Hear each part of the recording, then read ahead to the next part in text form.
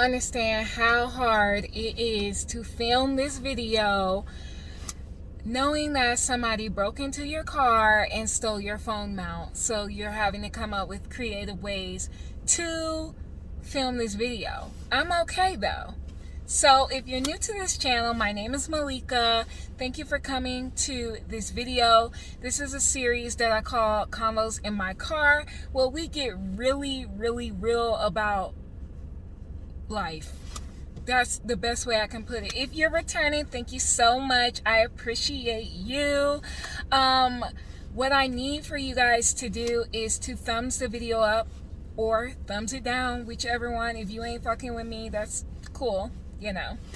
But YouTube thrives off of engagement, so go ahead and throw me some likes, throw me a comment, share this video, especially if it resonates with you. As you can see by the title, we are talking about conflicts in our relationships, all types of relationships. And I'm going to share with you like a recent experience that I went through and move on from there. So, y'all know at some point in time your girl's going to put on her sunglasses. It's just, it is what it is at this point. Y'all know how I am, and right now I'm kind of looking for my, oh, there it is, my hand sanitizer. Anyway, okay, so you know how like in friend groups or whatever, you can have disagreements in your relationship. You can have disagreements and stuff like that, or you could just really enter into a relationship where this person and the things that they do are really triggering towards you. And so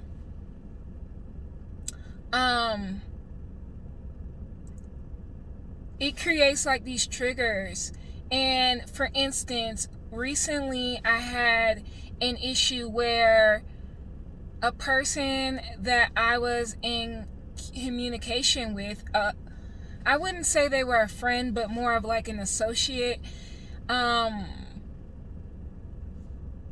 in like a group and we are dealing with people who don't mean the group any good. So I was dealing with a person who, you know, didn't like my response about how I was going to handle another person. And so their kind of like way of dealing with that was to be disrespectful and to make false claims about me and to bully. Let's just be real, and to be a bully, you know, kind of control the narrative type of situation. And that created a rift in like this little group that I'm in. It's not a little group, but a little kind of like friend group that I'm in. And it created a rift. And others in the group were able to come together and talk through things, but that individual person decided not to participate.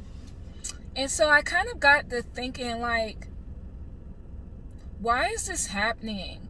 Because when I was talking to the other people in the group, they were like, you know, this person has been through things in their life. We all have, and that's why we respond the way we do.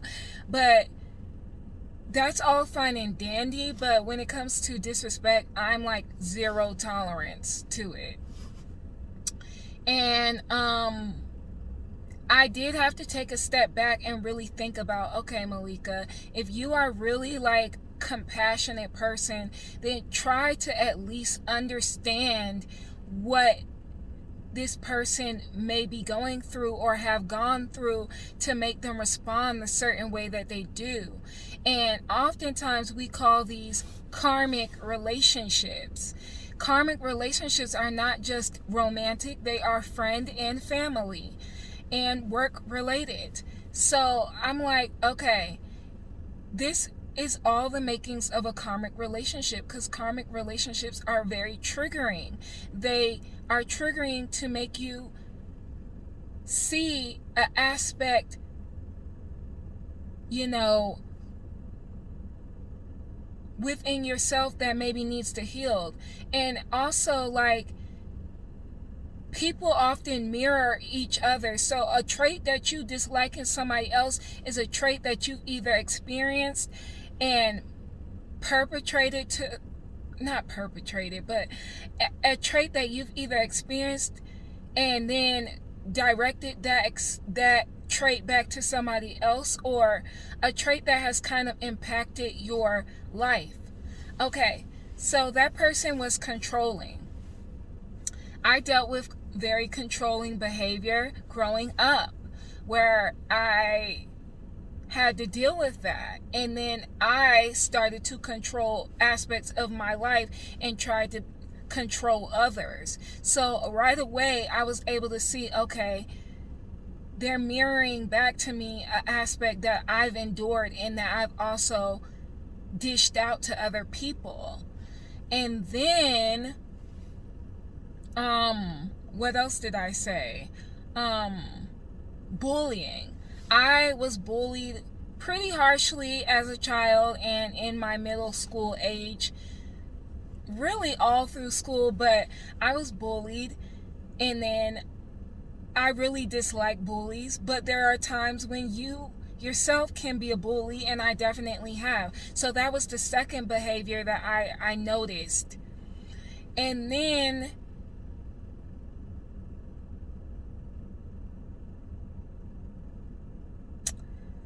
well, I'm not going to go into another behavior because I can't really think of one right now. But what that all is teaching me is just that, number one, this is still some shadow work that you have to do on yourself. And number two, like, look at it from their perspective. Maybe they were bullied. Maybe they were controlled. And so the way to handle that situation was for them to get in a controlling stance and to become a bully. And that does not mean, what I'm saying in this conversation does not mean that you are supposed to cower down and be like, oh, I get it. And no, you're supposed to have compassion, but you're also supposed to place boundaries. Okay, where am I wrong? Where can I see to show some compassion? I understand how this person feels. However, I forgive them for myself, but I choose not to engage with them on that level any further. That's what I mean in conflict. When we're having conflict, like, let's really dissect the conflict. Let's look at it from their point of view, your point of view, in the overall big picture. And when you're able to do that, that's when you can come back to yourself and see what the appropriate response is. So for me, the appropriate response was to see how things could have been affecting them, see how it affects me, and then see the overall picture and what I can do. And what I came back to say is, I don't tolerate disrespect. However, I will continue to respect you, but I am placing a boundary here that I will no longer allow you to cross. I will no longer engage with you in that behavior. For those of you that don't know, I read Oracle and Tarot. So I have that channel, Intuitive Queen, if you want to subscribe over there and get tarot and oracle readings.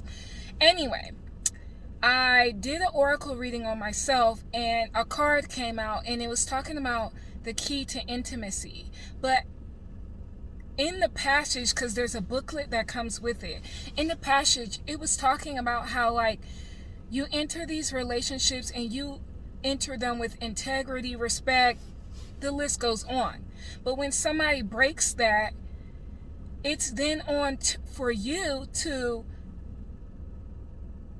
it's on you to acknowledge that, release any resentments, angers, and all that. That's what I mean by, like, forgiveness for yourself. and take your key back. Take the key that you've given them, take it back, and if you have to continue to interact with that person, make sure you do it with dignity, self-respect, respect for others, but don't give them that access anymore. They don't have the access to make you react. They don't have the access to disrespect you. Whatever. However, that boundary needs to be placed for you. So, in thinking about conflicts and compassion, you're not having compassion to the point where you're like, oh my God, you know what, I'm just going to let this slide. It's not about letting it slide. It's about acknowledging where that hurt and that pain is coming from that other person, and saying, okay, I get it, but if you're not going to be the big enough person, not even the big enough, if you're not willing to give me that same compassion, I have to enable a boundary. That's what that's about. And so that's what I did in my own situation. I hope this all is making sense to you guys, because I know I can scatter it a little bit, but deep down, all I'm trying to say is, like, conflicts really, a lot of the times, are triggers. And they're triggers so we can see why we dislike that behavior, why we why we dislike that behavior, why have we done it in our own lives, how we can fix it, how we can show grace towards it.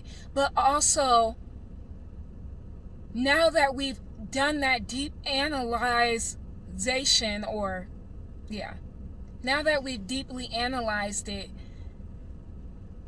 how can we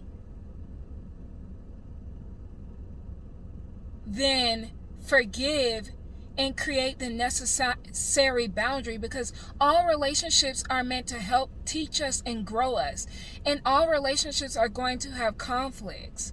Sometimes you can come to the conflict with the other person and you guys are able to resolve that conflict, and then you don't have to enable a boundary. But when it's one-sided, where you're the only person acknowledging, doing that deep analysis, that's when you need to enable that boundary.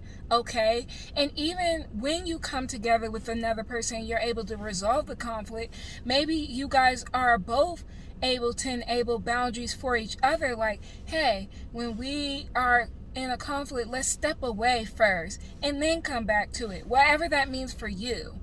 So I hope that this talk taught you how to, like, deeply analyze conflict in your relationships, and how conflict and compassion kind of have a correlationship with each other, or correlation, that's the right word, with each other. And how it's meant to teach you, how not to allow others to abuse you, how to resolve conflicts in a more healthy way. Of course, there's going to be anger. You should acknowledge your feelings. I'm never saying that you should not acknowledge your feelings. But once you pull back from that and we're deep analyzing everything, then what needs to happen, and you usually can come to a better resolution in conflict, even if that just means that you're doing it with yourself.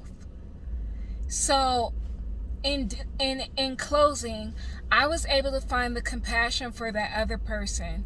I was able to say, like, you know what, you have to see it from their point of view.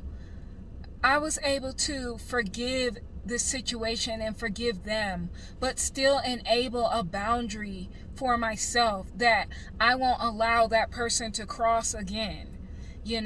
I've taken the key back that I gave them to that aspect of my heart, and now there's a boundary there, so I know not to even cross it. I know not to have that type of conversation with that person. I know not to put myself in a situation with that person where that type of conversation can come up.